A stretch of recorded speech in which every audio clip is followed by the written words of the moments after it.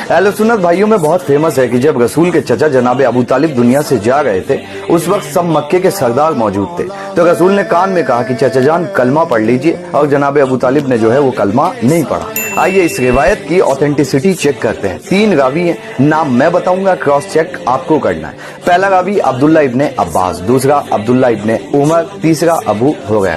سب سے پہلے عبداللہ ابن عباس جو اس وقت صرف 2 سال کے تھے، تو اب عقل سے سوچ کر بتائیں 2 سال کا بچہ روایت کیسے کر سکتا ہے؟ دوسرے عبداللہ ابن عمر، یہ وہ ہیں جو عام شخص تھے، سردار نہیں تھے، اور آپ ہسٹری اٹھا کر دیکھیں اس وقت مکے کے سرداروں کے جلسے میں عام انسانوں کو جانے کی اجازت نہیں ہوا کرتی تھی، تو یہ تو وہاں تھے ہی نہیں۔ تیسرے ابو ہریرہ، وہ تو تب تک ایمان ہی نہیں لائے تھے، مسلمان ہی نہیں ہوئے تھے، تو وہ بھی وہاں پہ موجود نہیں تھے۔ اور آپ کہتے ہیں رسول نے کان میں کہا۔ تعجب کی بات تو یہ ہے، مسلمان سننے پر آئیں تو کان میں کئی بات سن لیتے ہیں، اور نہ سننے پر آئیں تو میدان غدیر میں رسول کا بلند اعلان نہیں سن پاتے۔